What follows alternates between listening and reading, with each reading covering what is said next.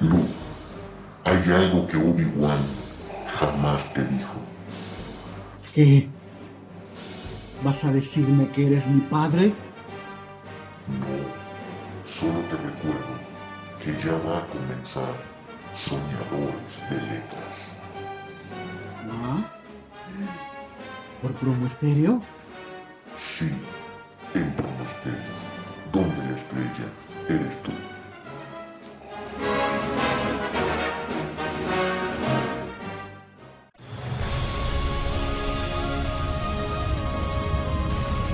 Soñadores de letras. Despertemos el talento literario que duerme en ti.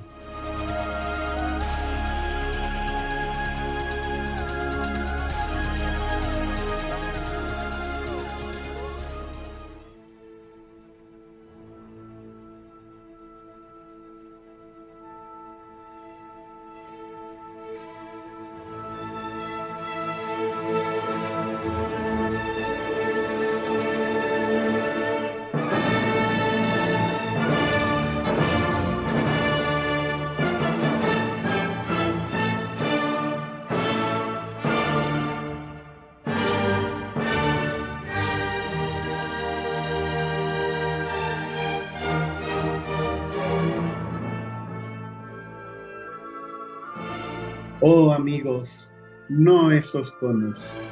Entonemos otros más agradables y llenos de alegría. Ludwig van Beethoven y Friedrich Schiller. Muy buenas noches, estimados escuchas. Bienvenidos a su programa Soñadores de Letras. Yo soy el Dr. Javier Oñate, Soñador H. Estamos transmitiendo a través de la señal de Promo Estéreo, donde la estrella eres tú. Estamos ubicados en la calle Tehuantepec, número 35, en la colonia Roma, en la Ciudad de México. Nos pueden encontrar en las redes sociales, Facebook, Instagram y Twitter. Búsquenos como Promo Estéreo. Si gustan bajar la app, la nueva app, búsquenos como Orbe Promo. Gracias a Jorge, que está en la producción, a quien saludamos. Gracias a él este programa es posible. Gracias también al programa La Fórmula de la Franquicia de Jorge Valencia por cedernos cabina y micrófonos.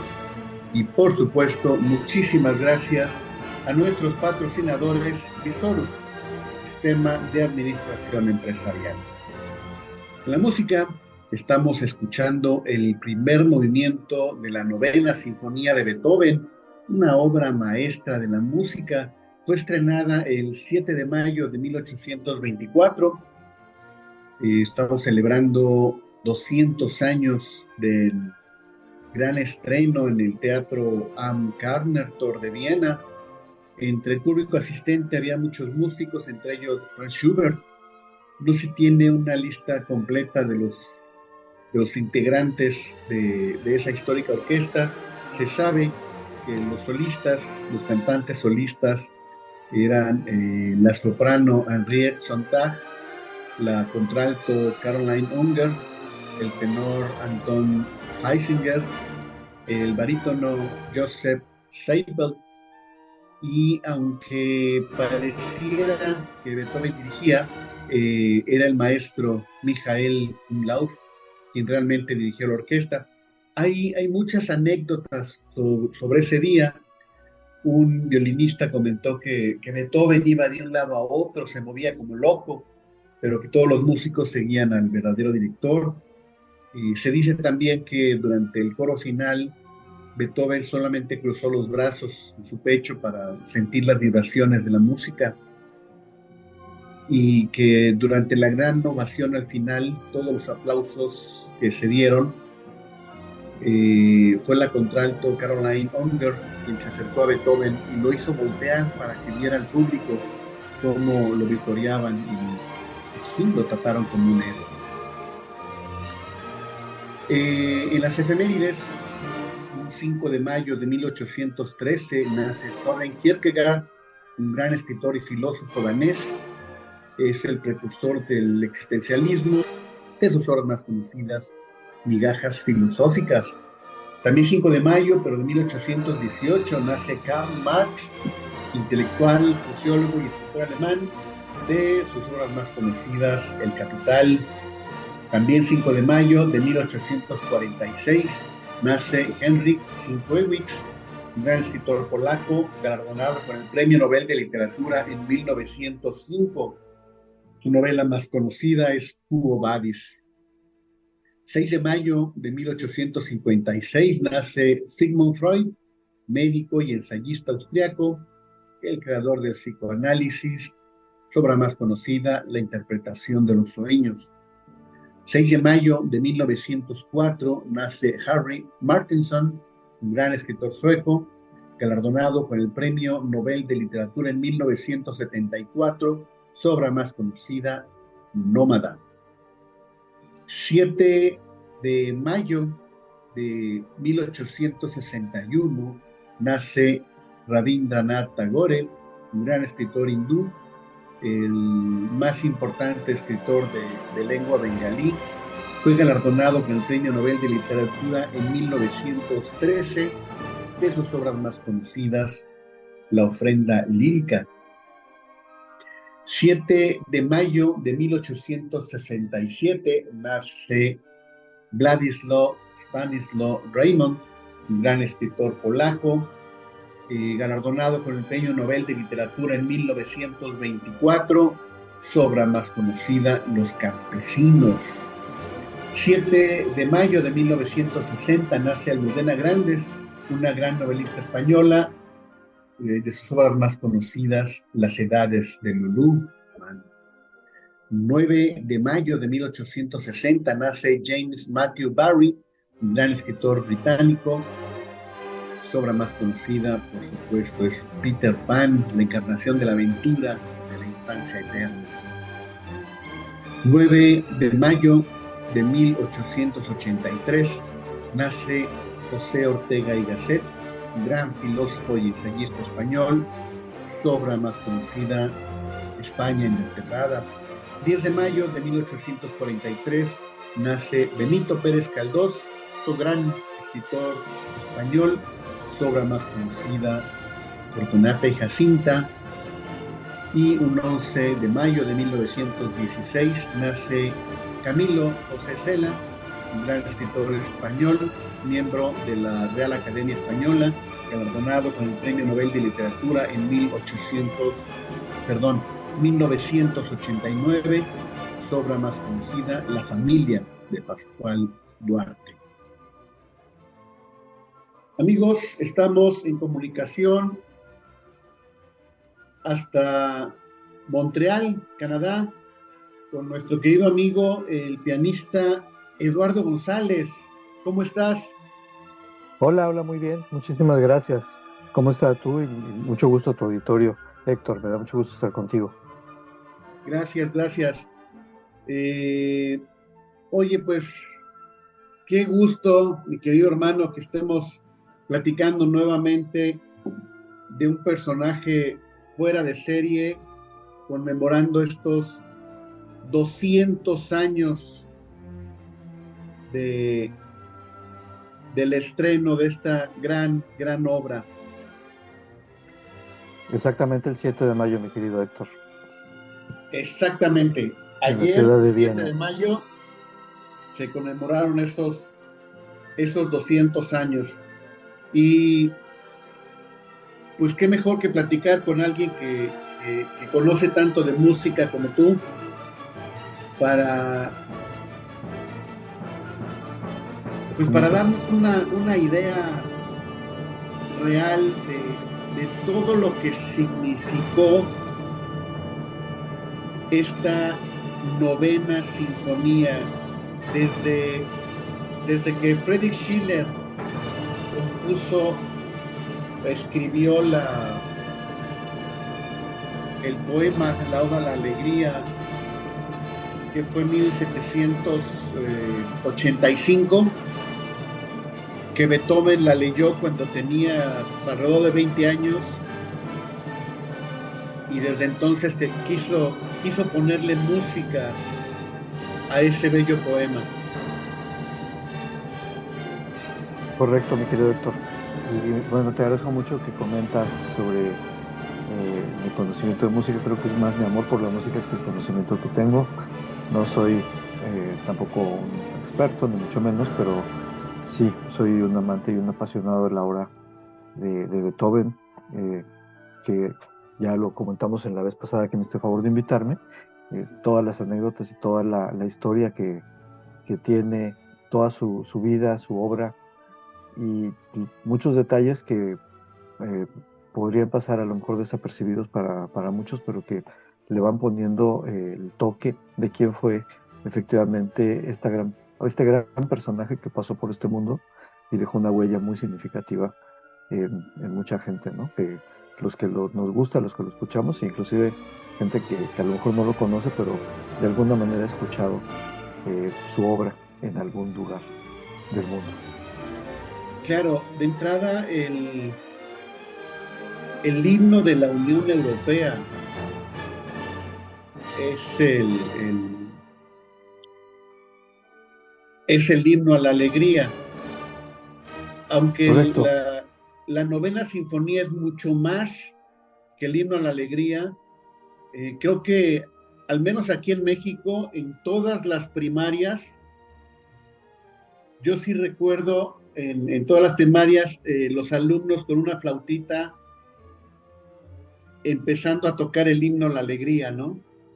Como que es el clásico. Claro, es que aparte que es una melodía que es muy, digamos, sencilla de escuchar, que no es compleja, que es muy bonita, muy fácil de escuchar. Adicionalmente, como tú bien lo dices, lo hemos escuchado en anuncios, en comerciales, con orquesta, con jazzistas, con infinidad de lugares y momentos, ¿no?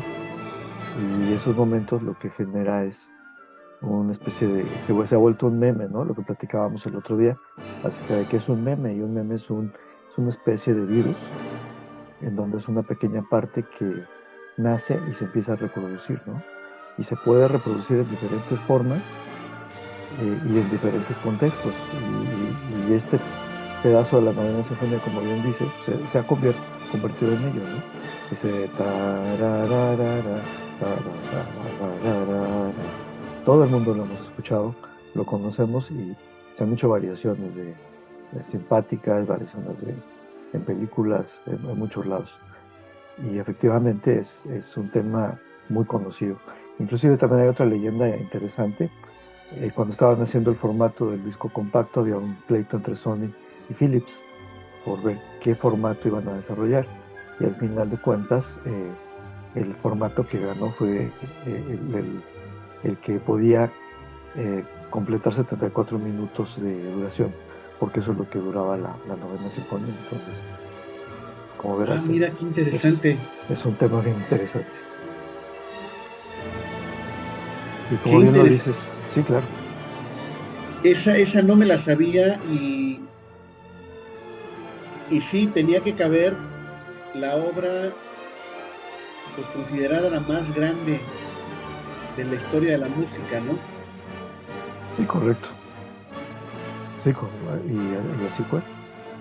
Finalmente fue el pretexto que tuvo una de las empresas para ganar y hacer que el formato fuera el que conocemos. Es que ante ese argumento no hay nada en contra. Correcto. Sí, sí, sí. Digo, sí, sí debe de haber piezas que duren más, Y por supuesto, pero,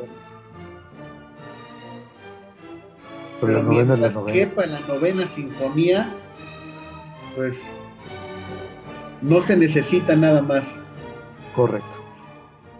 Y fíjate que es una sinfonía bastante interesante bueno, se dice mucho de los periodos de la música, ¿no? Y que van a la mano de los periodos del arte. Tenemos la etapa clásica que le llamamos, que Beethoven pertenece a esta etapa clásica, pero también se le conoce a Beethoven como el último de los clásicos y el primero de los románticos, porque está inaugurando esa nueva etapa del romanticismo en lo que se conoce en la historia del arte. Y dentro de esa nueva etapa del romanticismo, él decide hacer algo que es interesante y es mover las bases de lo que se consideraba en aquella época una sinfonía clásica. Y cambia un poquito la estructura de esa sinfonía. Y uno de los cambios interesantes fue que el cuarto movimiento, que es el que se le conoce como Oda a la Alegría, presenta como novedad a cuatro solistas y un coro. Y como tú bien lo comentaste, la letra de esta canción está basada en un poema que escribió Friedrich Schiller y que inclusive lo revisó también Beethoven, ¿no? Hizo algunos cambios. Y ese es el que, como tú bien lo mencionaste también, fue adoptado en el siglo XX, en el Council de Europa, como el himno de Europa. Sí, los primeros tres movimientos no son tan conocidos. El primero y el segundo me gustan mucho. El tercero, que dura como 15 minutos, es música muy, muy tranquila. Es lo que en música le llaman un adagio. Eh, Hay veces que lo pongo, estoy cansado, sí, me duermo. Pero cuando empieza el cuarto movimiento, es un levántate porque ahí viene la tormenta, ¿no? Sí, claro. Fíjate, eso que comentas es muy importante porque la música, en mi punto de vista, debe ser algo, si algo te duermes que te trae paz, te trae tranquilidad, entonces es ello, ¿no? Y algo que es muy importante es lo que mencionábamos también en una plática que estuvimos tú y yo, varias pláticas muy buenas, por cierto, de lo que es la experiencia. El ser humano, y eso está comprobado, y últimamente así es como inclusive la mercadotecnia se maneja a través de experiencias. Es una experiencia, por ejemplo, si tú vas a algún lugar, no vas, muchas veces no vas a lo mejor por lo que sabe la comida o algo, sino por la experiencia, lo que te deja sentir. Y yo creo que en la música es muy parecido, o sea, ¿qué experiencia te da o te provoca una pieza específica? Entonces, el cerebro humano tampoco tiene la posibilidad de ir mucho más allá ni de retener toda la información que puede ser una sinfonía, porque una sinfonía es bastante larga, estamos hablando 70 y tantos minutos, es, es bastante, y entonces el cerebro es selectivo, y el hecho de que tanta gente, no nada más tú, muchísima gente se decante por el último movimiento, es el punto fundamental de que algo tiene, o sea, independientemente de que haya gente que sea súper experto y que conozca la vida del autor y que pueda ponerle con toda la teoría musical por qué es bueno, por qué no es bueno. Lo que sí yo creo es que si tú, yo, mucha gente que conocemos de todos lados del mundo, por todos lados, esa pieza, esa parte que es el cuarto movimiento, los tocó y los generó una experiencia tan fuerte y tan profunda que hace que esta pieza sea considerada como algo excepcional. Entonces quiere decir que es real, o sea, no necesita ser una persona muy conocedora de música, ni mucho menos, simplemente para poder disfrutar esa parte, ¿no? Entonces lo que tú dices es muy cierto. La parte que más conocemos, la parte que más eh, la hemos escuchado y disfrutado es el cuarto movimiento de esta sinfonía. Como tú bien lo comentas, cada movimiento tiene un nombre. El primer movimiento se llama Allegro. Y les voy a platicar un poquito de qué se trata. En música, eh, los tiempos de la música se dan a través de un aparatito que se llama metrónomo, que es una especie de reloj que se puede ajustar. Y exactamente, te va dando el tiempo de la música, ¿no? Entonces los italianos que eran muy románticos le pusieron, por ejemplo, si vas hasta el 88 del metrónomo, el 88 tips de golpes, es alegro, ¿no? Por ejemplo, en el movimiento 1 de la sinfonía, que son alegro, está marcado 88 toques del metrónomo. Después el movimiento 2 se va más rápido, es un molto vivace, se va a 116 y a un presto. y luego el tercer movimiento baja mucho, por eso yo creo que no puede dar tono en algunos. Es un adagio que se va al 60 solamente, y luego viene el cuarto movimiento que vuelve a ser presto, como tú dices, revive, se va a 96 y toques por metrónomo y se mantiene en una alegrosa a 80. Entonces, obviamente, cada director le va dando el toque especial. Han oído muchos grandes, grandes directores que lo han hecho, como Benjamin Sander, como Karajan. Y obviamente ahí estriba la maestría de los directores de orquesta, ¿no? Que sin cambiar en los tiempos, pero sí le pueden dar ciertos matices que van haciendo que si lo escuchas con algún director, pues no va a ser lo mismo a que lo escuches con otro director, ¿no? Bueno, ¿qué tanto necesitamos educar nuestro oído para poder distinguir la diferencia entre un director y otro? Yo creo que la gente común no lo conocemos, ¿no? O no tenemos el oído educado. A lo mejor es como a la gente que le gusta el vino, necesita educar su paladar para reconocer la diferencia de un vino a otro. Ahora sí que los corrientes, pues tomamos el vino y no siempre alcanzamos a detectar las grandes diferencias entre un vino bueno y un vino barato. Totalmente, mi querido Héctor. Sucede que todo este tipo de experiencias son experiencias adquiridas y es algo que nos diferencia, por ejemplo, de las plantas, ¿no? De los humanos, perdón, o de los animales. Cuando tenemos las experiencias adquiridas, ¿qué quiere decir? Que, como tú bien lo dices, educamos a nuestro cerebro, educamos para que pueda admirar o disfrutar ciertas cosas, ¿no? Y tú bien lo dijiste, en la comida se da mucho, ¿no? Hay gente que sabe distinguir perfectamente una Coca-Cola de una Pepsi-Cola, por ejemplo. Perdón, espero no hacer aquí anuncios de marca. Eh, Sin problema. o un queso de otro, ¿no? Y hay sabores que son sencillos, que son comunes y no generan mucho problema. Hay sabores que se vuelven más complejos, por ejemplo en los quesos o en los vinos, y que sí le van dando ese toque de diferencia y que los va haciendo más complejos y que obviamente tú dale a un niño pequeño un pedacito de queso camembert, lo va a escupir y va a decir que es una porquería, ¿no? Porque es un gusto adquirido. Hay un pez muy famoso, el Struminger o algo así, no recuerdo el nombre bien, que es sueco y que nadie lo soporta más que los suecos, porque lo conocen desde chicos y es un gusto adquirido. Entonces, ¿esto qué quiere decir? Que es como todo, ¿no? Si tú quieres ir conociendo más y que te vaya gustando más, pues tienes que escuchar más música, ¿no? Y así le vas dando. Simplemente cuánto le quieres dedicar a escucharlo, ¿no? Yo no hablaría de gente que es más culta o no es menos culta, no, simplemente qué tanto te gusta escuchar, ¿no? Digo, habrá la gente que le fascina el rock y puede distinguir perfectamente un riff que haya tocado, no sé, algún gran guitarrista, por ejemplo, Pink Floyd o no sé, Led Zeppelin, por ejemplo. ¿Por qué? Porque lo ha oído tantas veces que ya lo sabe diferenciar. Es lo mismo en la música clásica. Lo que pasa es que obviamente no es lo mismo escuchar una música o una pieza que dura de 3 a 10 minutos a una pieza que dura 70 minutos. Es mucho Claro. más complejo, ¿no? Te lleva mucho tiempo.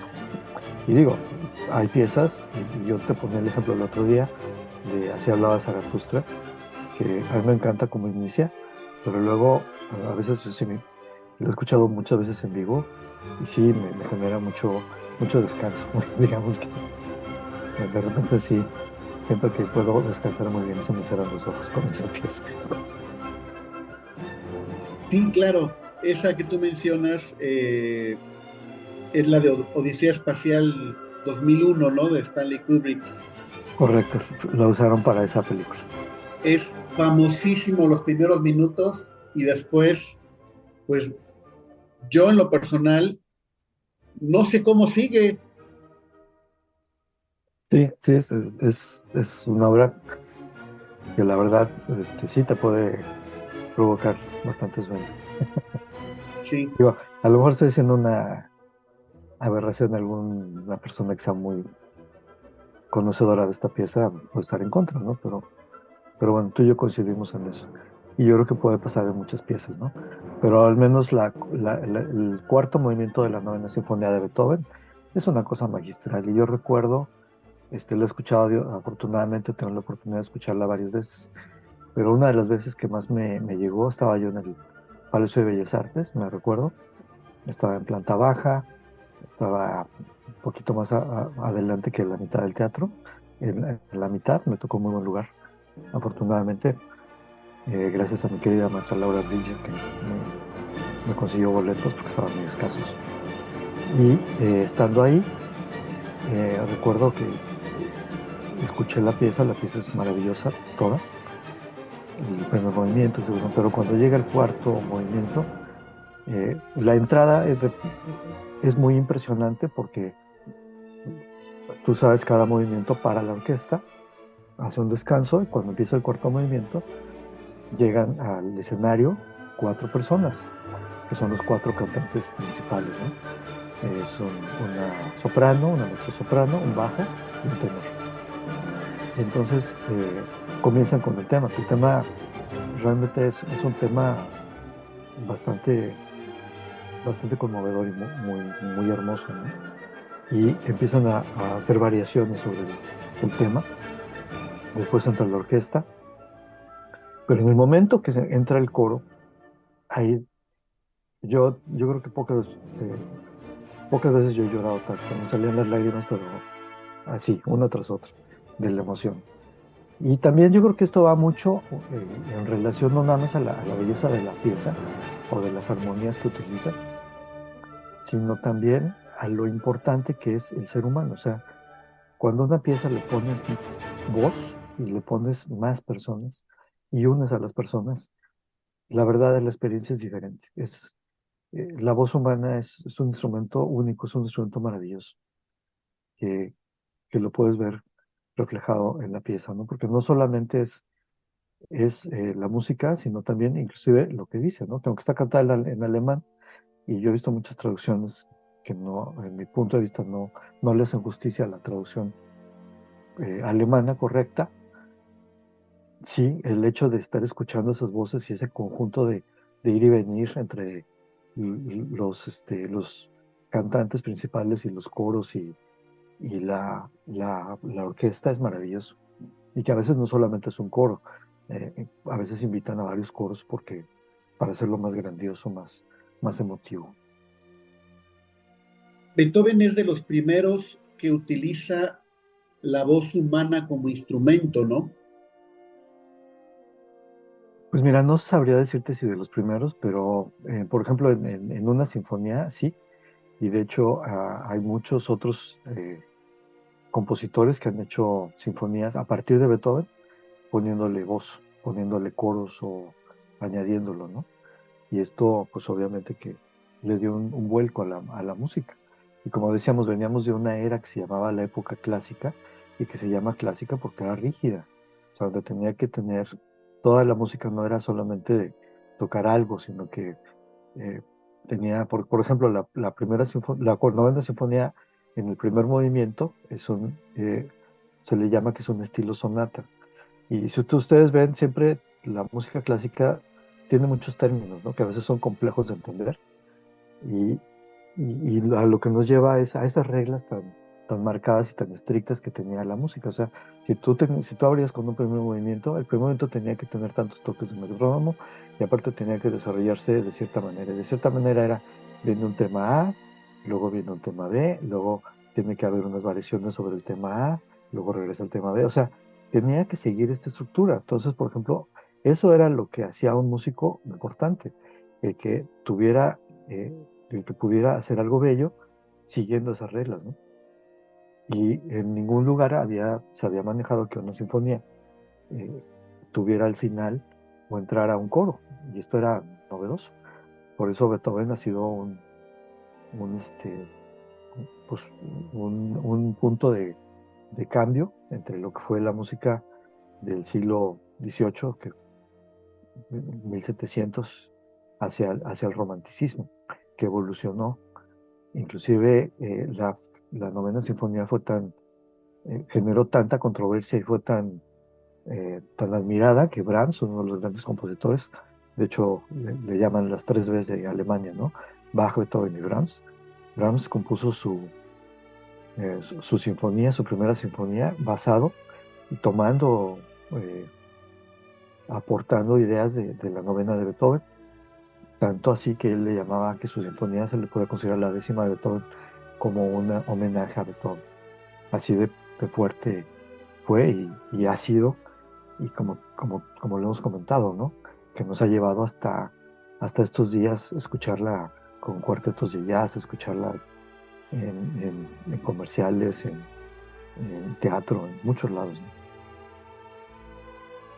Sí, muchos cantantes, hasta en español, no recuerdo quién fue. Ay, Miguel Mateos, que tiene Tu himno a la alegría. Ah, claro, sí, sí, sí. Ahora, una cosa que sí quiero que comentemos es el periodo romántico en las artes. No es que todo sea amor. La principal característica del romanticismo es que genere sentimientos en la persona, ¿no? Correcto. Lo que hablábamos de las experiencias, justamente. Exactamente. Eh, por ahí mucha gente dice, pues que ¿cómo Edgar Allan Poe va a ser romántico? Pues no, puras cosas de miedo. Claro, pero generaba sensaciones, generaba sentimientos, y eso es lo que hacía la época romántica. Sí, por supuesto. Y de hecho, lo interesante es que en las épocas de la historia del arte, y como tú bien lo comentas, el romanticismo no es algo que tenga que ver como tú dices, con algo de amor que lo tiene, pues, pero evidentemente el romanticismo viene a romper el clasicismo y es como siempre, los nuevos movimientos atacan a lo antiguo, ¿no? Que son como al principio vienen a ser algo abrupto, algo que es como sacrílego, ¿no? O sea, y es lo que le da movimiento al mundo. No podríamos nosotros seguir viviendo en un periodo clásico todo el tiempo, porque se vuelve aburrido, se vuelve lo mismo, ¿no? Entonces cada periodo lo que hace es confrontar al periodo anterior, y eso es lo que hace el romanticismo, ¿no? O sea, el romanticismo va más allá de lo que busca es romper con esa estructura tan rígida del clasicismo, porque eso es que con la estructura que tú me dices, no puedo yo el poder generar esas emociones que quiero generar en la gente. O sea, porque tendría que ser un Beethoven para que con algo muy clásico pueda yo generar esas emociones. Yo necesito algo que me permita romper y entrar en el consciente y en el inconsciente de la gente para generarle todas esas emociones que yo quiero con la obra de arte. El arte siempre ha sido contestatario, el arte siempre ha sido confrontacional, el arte siempre ha sido de romper. ¿Por qué? Porque lo que busca es encontrar el alma desnuda del ser humano, encontrar lo que está adentro del ser humano y llevarlo hacia otra dimensión.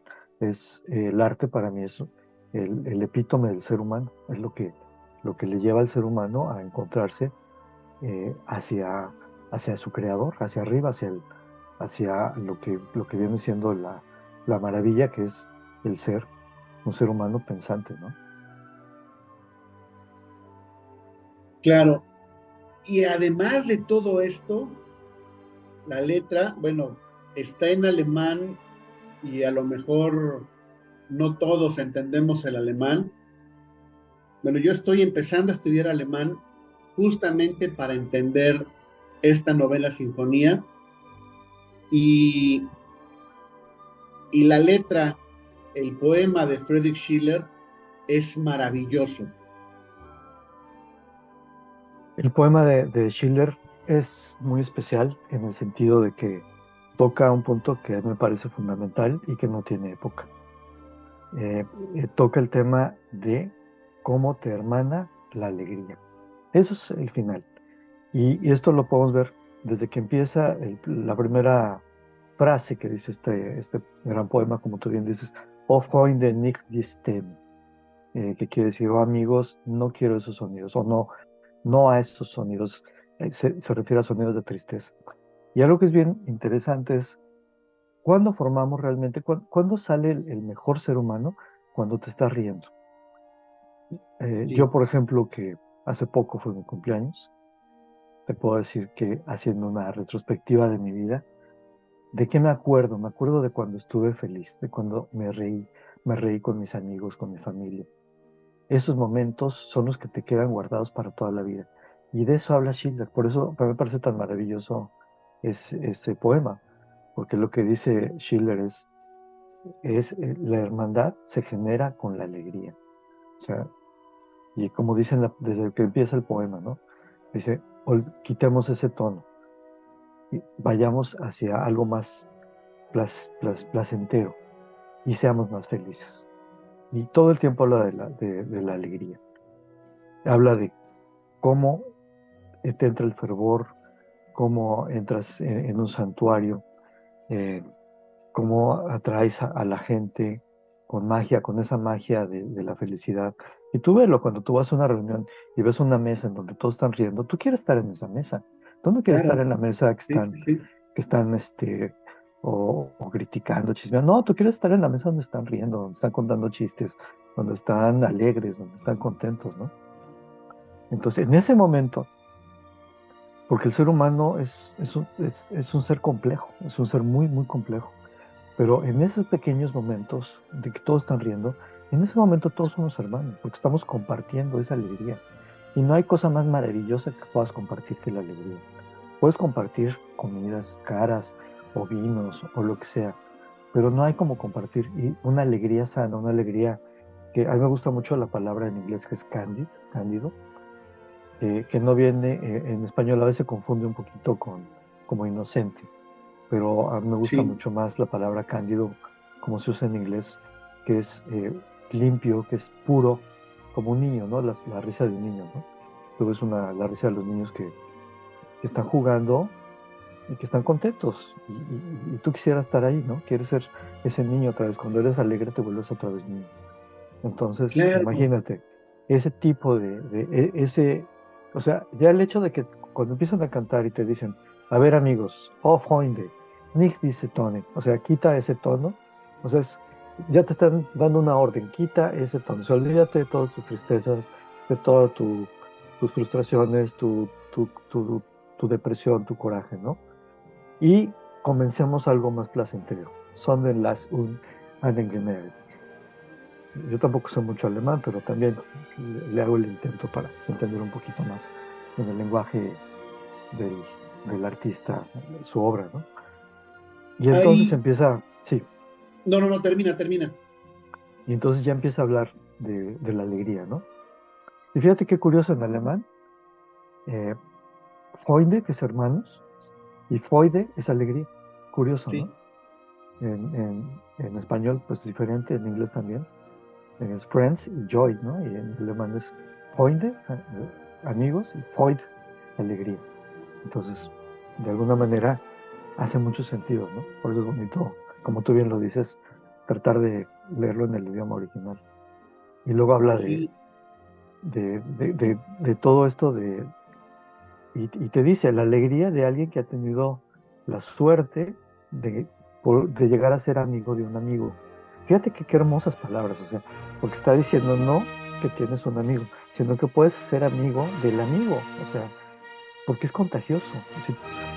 Si tú me presentas a un amigo y yo me hago amigo de tu amigo, oye, qué maravilla, qué regalo tan grande me estás dando, que es la posibilidad de tener o ganar un amigo a través de tu amistad. claro. Y luego dice también, el que ha podido encontrar a una esposa cariñosa, ¿no? O una novia cariñosa. Y yo me acuerdo cuando era joven y mis amigos me decían, ay, es que me acaba de decir que sí, mi pareja o mi novia, mi nueva novia, llegaban con una emoción, con unos ojos brillantes, con un gusto. O sea, esa mezcla de amistad, de logro, porque también hablas mucho del lo hice, lo logré, ¿no? Sí, Pude, sí, sí, pude lograr que esta chica sea mi novia. Y aquí lo dice en el verso de Schiller, ¿no? Dice, y todo eso que puedes tú llamarle a tu alma, o sea, estás hablando de sentimientos puros y profundos que existen en el corazón, en el centro de cada ser humano, en el alma de cada ser humano. Y luego habla más abajo, dice, cada criatura bebe en alegría. O sea, de ahí bebemos. Dice, es el pecho natural, el pecho generoso y natural, de los buenos y de los malos, ¿eh? Porque la alegría puede estar en gente buena y en gente mala. O sea, aquí Schiller no está haciendo ninguna distinción como buen artista, ¿no? Dice, esta sensación que nos da besos y nos regala vino, una un verdadero amigo, inclusive en la muerte, ¿no? Dice, inclusive los gusanos tienen deseos y los querubines se paran ante Dios. O sea, fíjate que, qué profundo se va Schiller a hablar de que un gusano también tiene deseos. Y cierto, porque el gusano también quiere comer. O sea, todos al final de cuentas tenemos deseos y esa satisfacción de esos deseos son lo que le da al ser humano esa sensación de alegría, de felicidad, esos pequeños logros, que no te está hablando de algo grandioso o maravilloso, ¿no? Como componer la nueva sinfonía. Simplemente, qué gran logro es estar sentado en una mesa con tus amigos, en una cenita casera, sencilla, que a lo mejor o prendieron una parrilla, o compraron pizzas, o sacaron un vino del súper, pero que hay la alegría para estar disfrutando esto, ¿no? Y que en el fondo lo que estamos haciendo es darle gracias a la vida de poder estar para poder disfrutar esos momentos. ¿No te parece? Claro, claro. Ahí hay un verso que me gusta mucho, que en la versión original que sacó Friedrich Schiller en 1785, dice que el mendigo y el príncipe serán hermanos. Y en la segunda versión que publicó en 1805, me parece, ahí dice que todos los hombres, hablando de seres humanos, todos los seres humanos serán hermanos en la alegría. Es Y, totalmente correcto. y pienso, no me gusta mucho el fútbol, soccer, pero cuando México gana un partido en el Mundial, ahí van todos los capitalinos al Ángel. Y no importa su condición social, ahí todos son hermanos alegres festejando. Esa alegría es la que hermana a todos los que van al Ángel, ¿no? Totalmente de acuerdo. Y fíjate que, por ejemplo, yo no vivo en México y me doy cuenta cuando veo mexicanos que aquí en Canadá o en otros países y me sumo, ¿no? Yo el otro día estaba en Colombia por trabajo y de repente fui a un lugar muy bonito que se llama la Catedral de Sal, que está en las salidas de Bogotá, es un hermosísimo lugar. Y tenían unos grupos musicales y de repente empezaron a tocar música mexicana. Dijeron, a ver, para todos nuestros amigos que vienen de México, y empezaron a tocar música mexicana. Y el estar fuera de tu patria, de repente ves a otros mexicanos y cruzas la mirada y como tú bien lo dices, en ese momento te hermanas. Y no te importa si son, Claro, de dónde vienen o quiénes son o qué son, pero eres hermano, ¿no? En ese momento, ¿por qué? Porque es la experiencia y la experiencia de la música y la experiencia de la felicidad y de la alegría. Entonces, yo creo que el mensaje es muy profundo y aparte es muy positivo en esta época. Vivimos una época muy compleja, una época en donde de verdad hay fuerzas malignas que quieren dividir al ser humano y la mejor manera de dividirlo es a través del odio. Y yo creo que tenemos que trabajar mucho en contra de ese tipo de situaciones y buscar esa alegría que nos hermana. Y la alegría en cosas sencillas, en cosas fáciles, no dejarnos llevar porque para ser feliz, como tú bien lo dijiste, tengo que tomar un vino que cuesta tanto, que a lo mejor ni lo voy a disfrutar porque no sé, o sea, imagínate, yo tendría que beber vinos de 15,000 pesos para poder diferenciarlo de uno de 20,000. Porque pues si yo estoy acostumbrado a tomar vinos de 200 pesos, pues, nunca voy a entender por qué es mejor uno de 25 que de 20, por decir algo así. Y aparte, al final de cuentas, ese tipo de cosas, pues sí, puedes generarte, lo que te va a generar es un conocimiento superior a otro grupo de seres humanos que no tienen ese, y vas a poder comentarlo con ese otro grupo de seres humanos. Pero eso no te da la felicidad, eso te da formar parte de un grupo más pequeño, y a lo mejor tu ego es el que se regocija y dice, ay, yo sé más, ¿no? Porque soy reconocido de que... Pero al final de cuentas, eso no te da la felicidad, te da más la felicidad de estar compartiendo, como tú bien lo dices, el grito de ganamos el partido en el Ángel, o el poderte a llorar de ver los mariachis en París, eh, de una canción mexicana que nos llega a todos porque compartimos ese origen, o, o cualquier otro tipo de situación que pudiera darse, ¿no? Esa alegría es maravillosa y esa es la que nos debe de permitir generar esa hermandad del que habla Schiller. Claro, incluso podemos decir que nos gusta la música clásica, pero cuando vamos a una boda y ponen música para bailar, nos paramos y bailamos y eso nos hermana. Eso, es que yo creo que tenemos que luchar con nuestro ego, ¿no? O sea, quien no disfruta las cosas es alguien que está peleado con su ego y lo que quiere es satisfacer a su ego.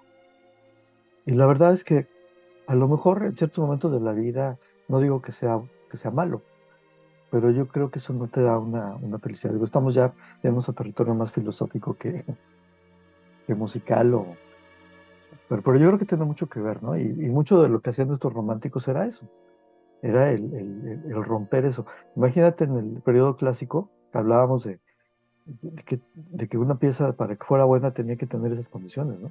Y si no las cumplía, pues no era buena. Y te podían, y aparte antes era mucho más complicado que alguien te tomara en cuenta. Tenías que ir con un príncipe o una gente rica como músico que te adoptara, ¿no? Y que quisiera ser de- tu, ¿cómo le llamaban? Tu tutor y Mecenas. tu mecenas, correcto. Eh, Era mucho más complejo, ¿no? Yo creo que se ha ido democratizando todo eso. Ahora tenemos al YouTube, tenemos al TikTok, tenemos al Instagram, en donde la gente sube su música, sube y si te gusta, no estás pensando, pues debe tener características así o así o así. Pero hay algo que te gusta, ¿no? Y justamente el otro día estaba yendo en TikTok un análisis de una canción de Journey y me encantó el análisis que se hizo, ¿no? Pero al final de cuentas, como tú bien lo dices, o sea, ¿cuánta gente realmente puede entender que si van de una tercera justa a una novena aumentada y que por eso es maravilloso y que aparte hizo, en vez de una doble corchea, le cambió acá, o en la novena sinfonía, ¿no? Que está en re menor, pero luego hizo un cambio a re mayor. O sea, ese tipo de cosas a mucha gente la pueden maravillar y la pueden sentir muy bien.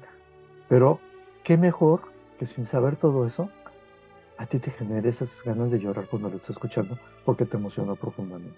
Ya no te importa si se fue de re mayor a re menor o si le cambiaste el tiempo. No, simplemente es eso. Y Benjamin Sander, que es un gran director de música y que de los que han tocado esta sinfonía, él lo dice, en varios pláticas que ha dado. Hay una plática muy bonita que dijo, a ver, a mí yo cuando salen mis discos, salgo yo con la batuta hacia arriba, la batuta hacia abajo, en posición con el pelo suelto, dice, y a mí me toman las fotos y todo. Pero realmente yo no hago nada.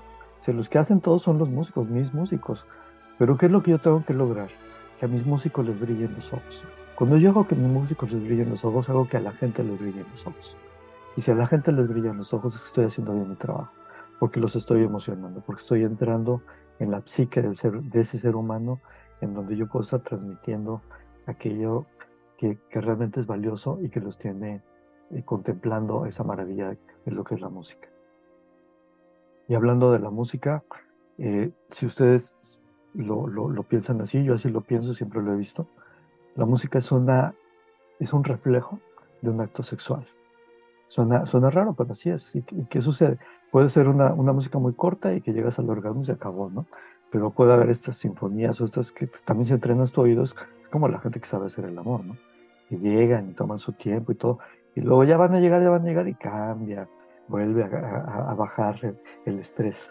El Y ritmo. empiezan, el ritmo empieza por otro lado, por eso cambian de menor a mayor, le cambian el tiempo, y otra vez empiezan a llevar, a llevar, a llevar, y ya que va a llegar, otra vez le van cambiando hasta que cuando llega con una fuerza que es cuando te revienta el pecho de alegría y lloras y te sientes lo que te hacen sentir ese tipo de piezas musicales, ¿no? Qué interesante comparación, ¿eh? Qué interesante comparación. Y es que al Y bueno, final, no quiero criticar a otro sector, pero así como hablamos de que podemos disfrutar un vino barato y podemos hermanarnos en otra cosa, pues bueno, también hay música que podríamos llamar barata. No me gusta mucho el término. A mí no me gusta el reggaetón, pero hay gente que se hermana escuchando reggaetón.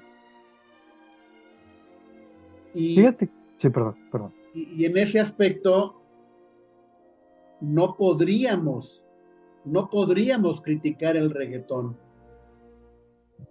Yo creo que no debemos criticar ningún estilo de música que genere ese gusto y esa satisfacción de la gente cuando lo escucha. Y te voy a decir, eh, hay un libro bien interesante que se llama Este es tu cerebro en la música, de un autor que se llama Daniel Levitin.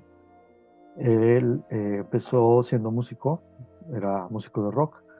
Después le llamó la atención cómo la música iba atrayendo tanto a la gente que se volvió productor para entender cómo hacer música que fuera pegajosa y que la gente la adquiriera, la comprara.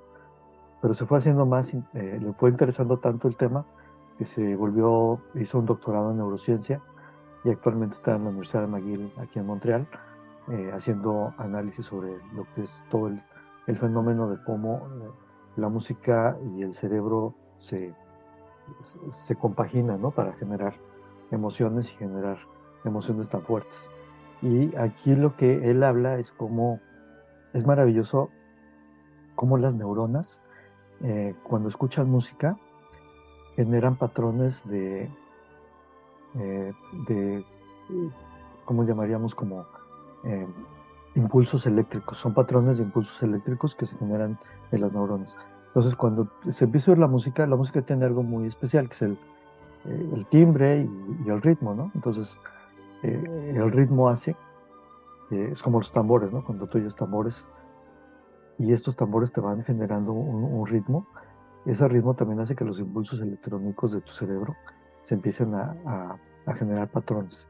Y entonces estos patrones o sea, el cerebro es tan inteligente que no necesita realmente tu conciencia estar escuchando ello, sino que el propio cerebro, al reconocer esos patrones, sabe que la música te va a llevar de un punto a otro. Y están esperando esa llegada de, de la música a ese punto. Entonces lo que yo comentaba como una especie de hacer una paráfrasis de las relaciones sexuales es lo mismo, ¿no? O sea, tú lo que quieres es llegar, ese es el punto de llegada, ¿no? O llegar a tu casa. Y Benjamin Sander tiene un video que se los voy a recomendar mucho, que se llama eh, Tocando con la, eh, Tocando con la nalga derecha, así se llama, búsquenlo en YouTube, es muy Ok, interesante, de Benjamin Sander. Y él habla mucho, y él pone este ejemplo con un preludio, con el preludio en mi menor de Chopin, de cómo te va llevando la pieza por las diferentes partes y el cerebro empieza a generar esos patrones. Entonces, ¿qué quiere decir? Que cuando la música es música, olvídate que si es culta o no es culta, o si es reggaetón o lo que sea, el cerebro inmediatamente empieza a generar los patrones. Entonces, por eso pues, te va a gustar. O sea, obviamente a lo mejor ese patrón a ti por algún tema, pues no te gusta, no te genera. A mí hay música que no me genera nada, pero, y esto ya es gusto, ¿no? Porque también habría que ver cómo ha evolucionado, cómo se ha movido tu cerebro para que te gusten ciertas cosas no te gustan. Hay gente que le gusta el rock y hay gente que detesta el rock, ¿no? gente que solo le gusta la música clásica, otros que solo les gusta el reggaetón. Y no está mal, simplemente cada quien lo que está haciendo es acoplando el cerebro, acoplando esas neuronas a que vayan y generen estos patrones. Y obviamente todo lo que se genera en patrones deviene en cosas positivas, porque estamos entre el caos contra el orden, ¿no? Y obviamente cualquier cosa que traiga orden, pues va a generar mayores beneficios que algo que trae caos. Claro. Y por ahí escuché alguna vez, bueno, no solamente lo escuché, está esta película de Disney eh, sobre la cultura mexicana, las fiestas, Día de Muertos, Coco. Bellísima película. Cómo la música puede reconectar ciertas áreas del cerebro. Yo tardé mucho, no sé hace cuántos años salió la película de Coco, yo la vi hace apenas unos meses y me pareció fenomenal, no solamente el tema de la fiesta de muertos, sino cómo la música hacía que una persona triste podía levantarse, una persona que ya sin memoria podía, podía reconectar, podía hacer que sus recuerdos regresaran, ¿no? Sí, hay casos de gente que tiene este mal que se les olvida todo, Alzheimer, Alzheimer, pero sí, sin embargo pueden seguir cantando o tocando el piano o tocando algún instrumento. Eso es impresionante ello, ¿no? Y algo que tú lo que comentas, la música sí te cambia tu estado de ánimo, lo que decíamos, porque genera orden en el cerebro, genera patrones de alguna manera que se ordenan, ¿no? Sea la música que sea. Y además está muy conectado en el cerebro con la parte de tus recuerdos. Entonces, por eso hay música que nos puede poner tristes, o nos puede poner eh, muy alegres, o nos puede poner meditabundos, pero no es que sea bueno o malo, simplemente son funciones que yo creo que todavía no estamos tan conocedores de todo lo que se puede hacer con el cerebro, ¿no? Todavía hay mucho por estudiar. Está la musicoterapia, donde con música te pueden cambiar. Y esto es un hecho, o sea, yo creo que no hay nadie que no le cambie. Cuando escuchas música, no, hay poca gente que no la cambie, ¿no? Hay música que se ha definido como la música más alegre, por ejemplo, eh, la canción de Queen, esta de, eh, ay, se me fue el nombre, Don't Stop Me Now, está considerada una de las canciones que más alegría te pueden generar. Entonces estás triste, escucha Don't Stop Me Now y te puede poner en otro mood. sí, yo tuve la suerte de tener hermanos mayores. A mi hermano mayor le gustaban los Beatles, entonces a mí me gustan los Beatles. Al otro hermano que es médico le gusta mucho la música clásica. Por su culpa escucho música clásica y música progresiva. Eh, la prepa la vivimos en los 80, entonces nos gusta la música de los 80, el rock, Queen, y puedo presumir de que me gusta pues, casi todo tipo de música. Eh, no puedo decir que me gusta toda la música porque no he escuchado toda la música. Y alguna vez escuché un disco de música religiosa japonesa. Híjole, no me gusta toda la música definitivamente, porque era como un bong, luego un grito. eh, claro, si yo fuera japonés o a lo mejor un monje tibetano, a lo mejor esa música me hubiera gustado, pero como viví otra historia, me gusta otra clase de música. Héctor, somos producto de nuestra historia. O sea, no puedes tú, y como te comentaba, yo creo que gran parte cuando la música es más elaborada, sí, definitivamente es gusto adquirido. Entonces las piezas sencillas, pues son, simplemente las escuchas y ya, pero ya cuando son más elaboradas, es un gusto adquirido y no tiene nada mal. O sea, yo he escuchado música que a mí tampoco me genera mucho, sobre todo música, por ejemplo, de, de esta música experimental, ¿no?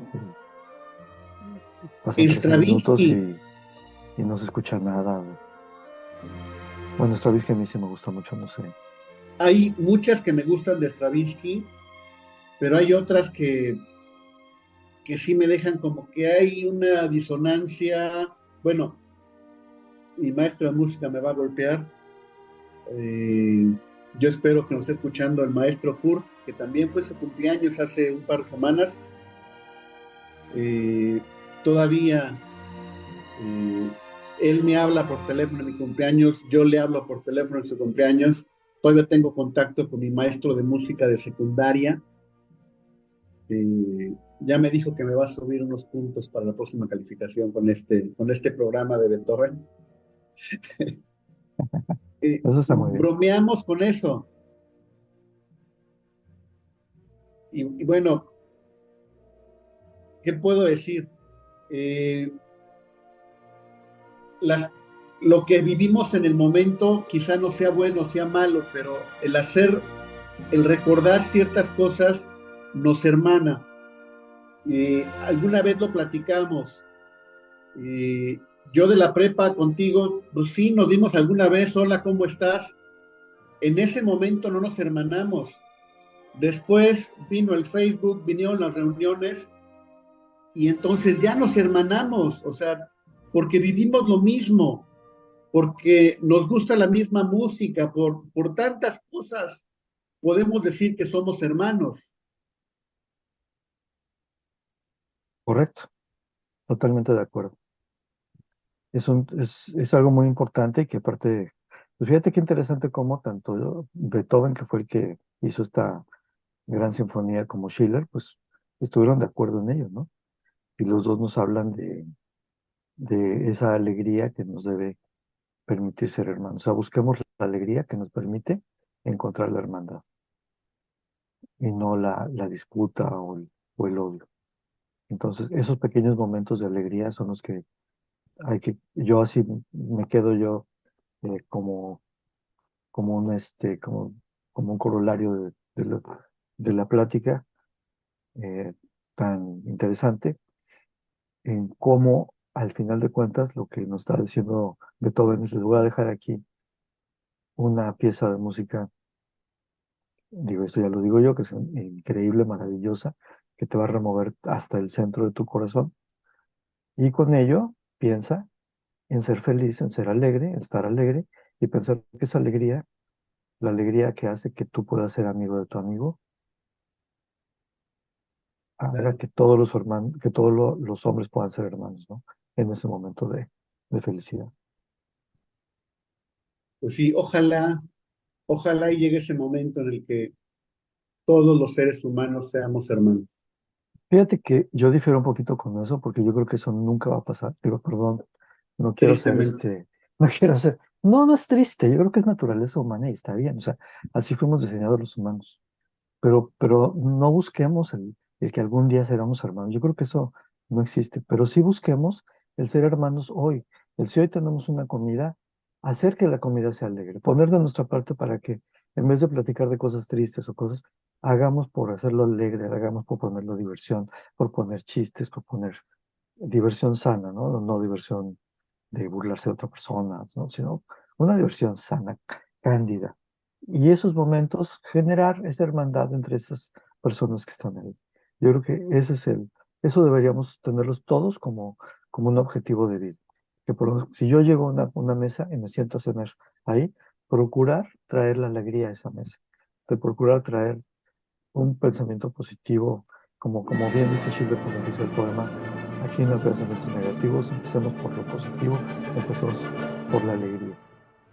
Yo creo que si logramos eso, olvídate de todos los seres humanos, nosotros, en hacerlo en lo corto que podamos ser, les vamos a estar rindiendo tributo a Beethoven y a Schiller.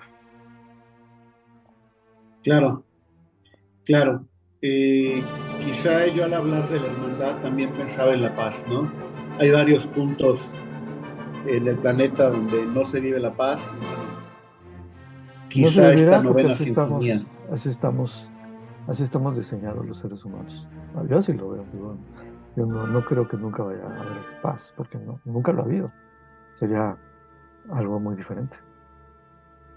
Pero sí podemos Pues, tener en nuestra mesa, en nuestra casa, en nuestro pequeño mundo, sí podemos generar ese mundo de hermandad y de alegría. bueno, se vale soñar. Sigo siendo un soñador, Claro, así se así llama tu como John programa. Lennon. Sigo Así se siendo llama un tu soñador. programa. Claro.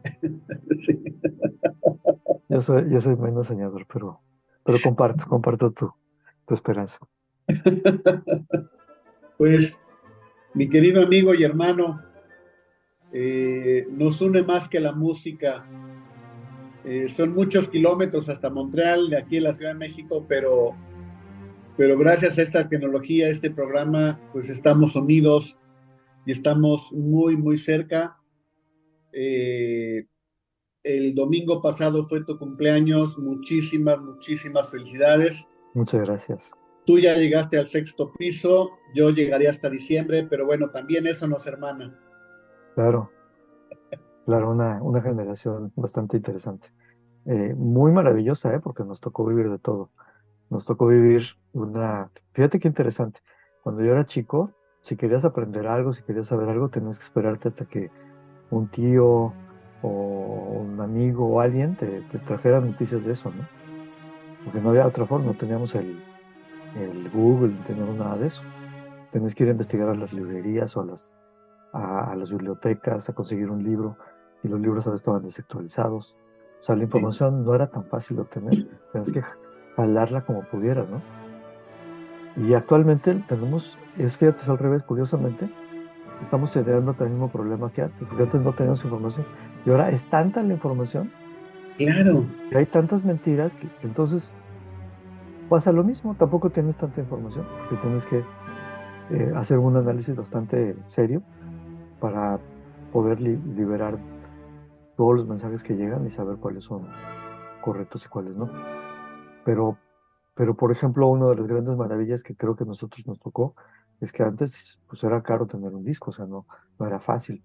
Entonces yo tenía una colección de discos pequeña, digo, limitada a mis posibilidades económicas.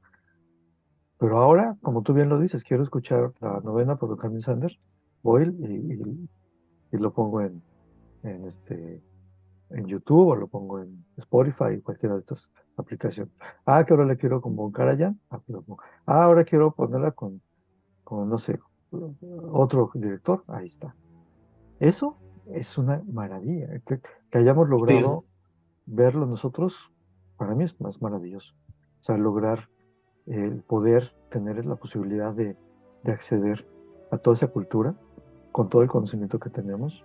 Yo creo que sí es algo que pues de dar gracias, la verdad, que nos haya permitido vivir todos esos cambios que han habido hasta lograr que podamos escuchar lo que queremos cuando queremos y en donde queremos. Y aparte con claro, audífonos que ahora son maravillosos, que te permiten escucharlo casi, casi como si estuvieras en la sala de concierto, ¿no? sí. Y, y bueno, así como digo que nos va a faltar vida para leer todos los libros que yo quiero leer, igual nos va a faltar vida para escuchar toda la música que queremos escuchar, ¿no? Por supuesto.